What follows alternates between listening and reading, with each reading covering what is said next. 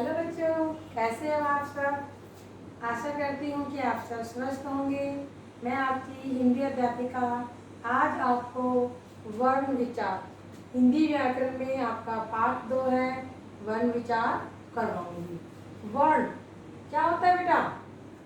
देखो, सबसे पहले हमें वर्णों के बारे में ही पता होना चाहिए। जब हम हिंदी लिख रहे हैं, हिंदी में जब हम कोई भी शब्द लिख रहे हैं, कुछ भी लिख रहे हैं हम हिंदी में, तो जब हिंदी में हम लिख रहे हैं तो हमें किसका पता होना चाहिए? सबसे पहले हमें वर्ण का पता होना चाहिए कि ये हिंदी में जो भी शब्द लिखा है ये कैसे लिखा गया है, इसमें कितने वर्ण दिए गए हैं, किस वर्ण के साथ किस स्वर की मात्रा लगी हुई है, ये सब बातें हमें पता होनी चाहिए।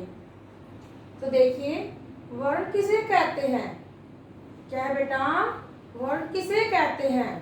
तो किसे कहेंगे? वे ध्वनियां जिनके टुकड़े या खंड नहीं किए जा सकते उन्हें वर्ण कहते हैं। किसे कहते हैं वर्ण?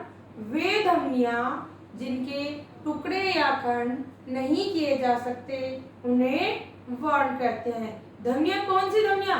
जो हमारे मुख से उच्चारित होती हैं। बेटा, सबसे पहले कोई भी वर्ण है, कोई भी शब्द है, कहाँ से उच्चारित होता है? हमारे मुख से उच्चारित होता है। और जब मुख से जो ध्वनियां उच्चारित होती हैं, जब उनको लिखित रूप दे दिया जाता है, क्या होता है बेटा? कि हमारे मुख से जो ध्वनियां निकलती हैं और उन ध्वनियों को जब क्या दे दिया जाता है बेटा? कोई लिखित रूप दे दिया जाता है, तो उसे हम क्या कहेंगे? हिंदी में वर्ण कहेंगे। अब देखो, वर्णमाला किसे कहते हैं? वर्ण का तो हो चुका, जो हमारे मुख से जो ध्वनियां निकली थी उनको जो लिखित रूप दिया गया उसे क्या कहा गया है? यहाँ पर वर्ण कहा गया है। अब आपके पास क्वेश्चन बनता है कि वर्णमाला किसे कहते हैं? इसके वर्णमाला वर्ण कितने प्रकार के होते हैं? क्या बेटा? देखो, वर्ण यह था, लेकिन यहाँ पूछा गया है कि वर्णमाला किसे कहते हैं, वर्ण कितने प्रकार के होते हैं। अब वर्णमाला किससे बनेगी? जब हम वर्णों का क्या बनाएंगे? एक समूह बनाएंगे। कैसा? कर्मिक, कर्मानुसार एक व्यवस्थित जब हम समूह बनाएंगे, और समूह में जब कोई एक माला होती है तो उसमें क्या होता है? जो मोती होते हैं वो कैसे पिरोए जाते हैं? कर्मानुसार। तो ऐसे ही क्या है? वर्णों के निश्चित क्रम को वर्णमाला कहते हैं। किसे कहते हैं? वर्णों के निश्चित क्रम को वर्णमाला कहते हैं। इसमें वर्ण 2 प्रकार के होते हैं, स्वर, व्यंजन। क्या होता है बेटा? वर्णमाला में जो वर्ण होते हैं 2 प्रकार के होते हैं, स्वर, व्यंजन। अब ये क्या है? वर्णमाला।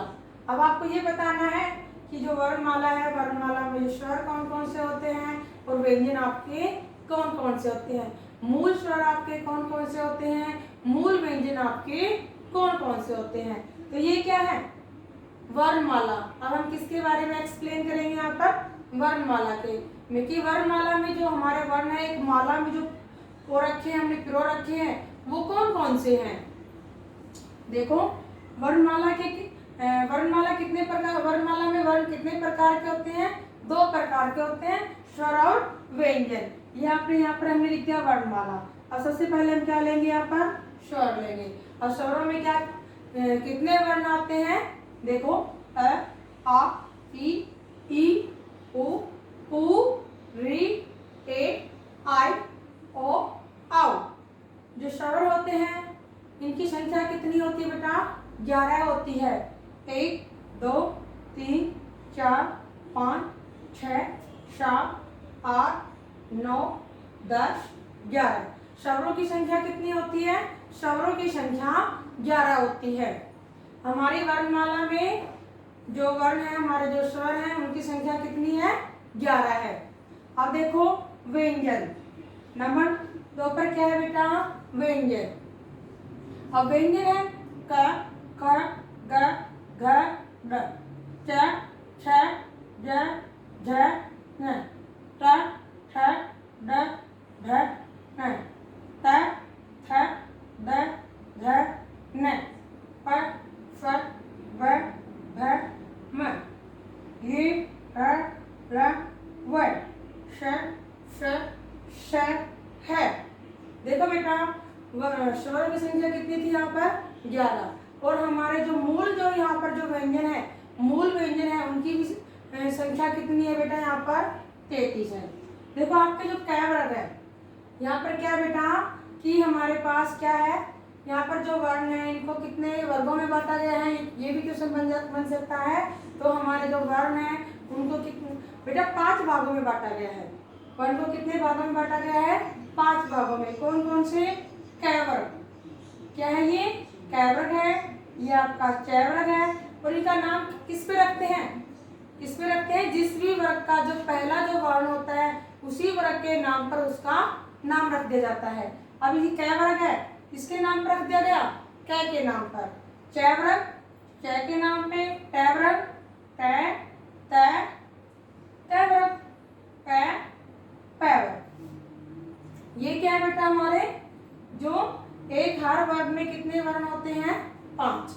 इसके बाद में आपके आते हैं, आपके जो ये 5 वर्ण आते हैं इनको हम क्या कहते हैं बेटा? इनको हम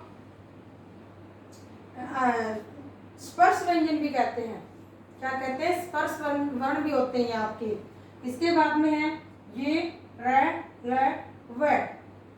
4 हमारे ये हो गए, ये हमारे 25 हो जाते हैं। हर वर्ग में कितने होते हैं बेटा? जब 5 होते हैं तो कितने हो गए ये 25।